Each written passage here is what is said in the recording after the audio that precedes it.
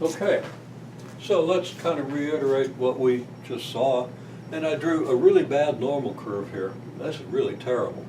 Part of that's because I was looking at the wrong angle, but I just got overzealous moving to the right, and I already had the vertical line drawn, so I just kind of screwed it up. Actually, I did this intentionally so you wouldn't feel bad about the shape of your normal curve.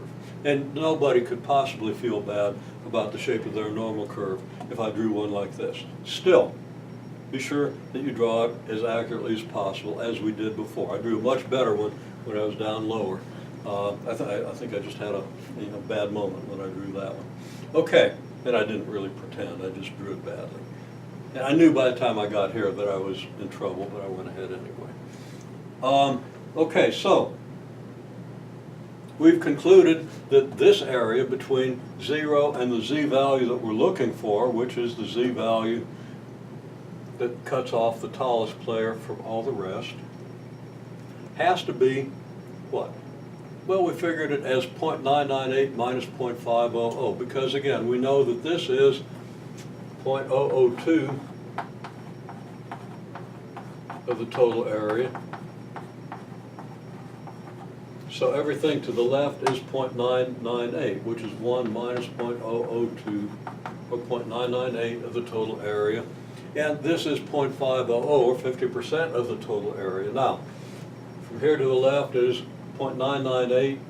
From here to the left is 0.500. It should be very obvious that if we subtract this from this, we get this. If it isn't obvious, keep drawing it and thinking about it until it is, because this is really what's going on, as opposed to the formulas that we use to bypass understanding. This is something we can understand. Now, if you find that you just can't memorize the formula, know how to use it, that's okay, you're going to get credit. You're more likely to do well if you understand the picture. So, 0.498 of the total area. We look up area 0.498 on the z table. So we look up area. We don't look up z equals 0.498. The area here is not z. This number here on the axis is your z value. And when you do this, now there's a range. There are several z values that are associated with 0.498. Now, one of the more typical z values, kind of in the middle, but not exactly in the middle of the z values that give you 0.498, is 2.9. So let's just use, okay, if you found that z is 2.9, if you decided to use 2.9 because it gave you 0.498, okay? Well, what do? First, you draw yourself a picture. Where is z equals 2.9? Well, you draw your z values from -2 out to 2. And to get 2.9, you probably also want to go out to 3. So you can see the 2.9 lies between 2 and 3 and much closer to 3. So you can say, okay, the x values that go with that are easy to write down. Same x values we had before, but we only went up to 84, which is at z equals 2. If we want to go one more z value, we're going to have to add our standard deviation again. It's very clear from the pattern of these numbers that 87 has to go with 3. It should be very clear in many ways that 87 will go with z equals 3. One is that z equals 0 is at 78, and this is 3 standard deviations. Each standard deviation is 3 inches, so you add 3 times 3 inches, 9 inches, to 78 inches, you get 87 inches. Many ways to understand this.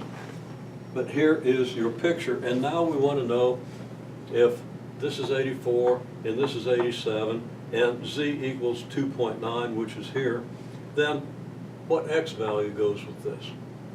Okay. Now, there are many ways to understand this, and you hopefully understand numbers and number lines well enough to understand the explanation I'm going to give you. And of course, you got formulas in case you don't.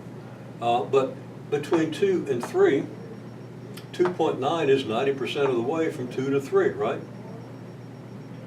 So I'm saying that the change in z, the delta z, the change in the z value from here to here is 0.9, isn't it? Because we're going from 2 to 2.9. So the change in our x value, since every z value corresponds to 3 inches, and I could put the inches in here just to emphasize what this means.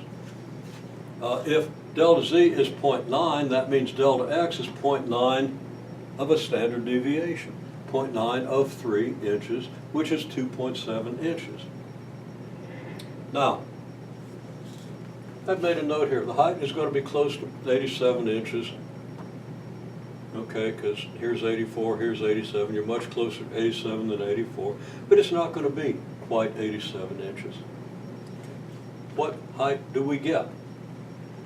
Well, from z equals 2 to 3, again, z changes by 0.9, so that x is going to change by 90% of the 3 units you have here, or 2.7 units, so that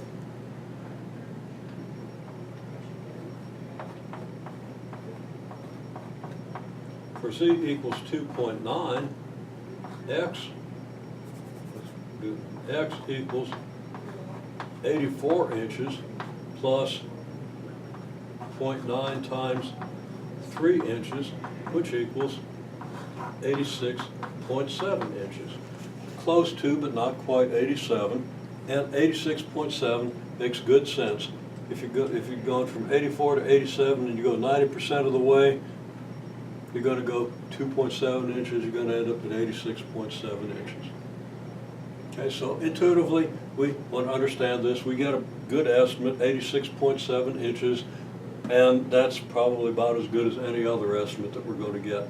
However, we're going to go ahead and look at the range of z values that actually give you area 0.498, and maybe interpret that just to reinforce what we're doing here a little bit.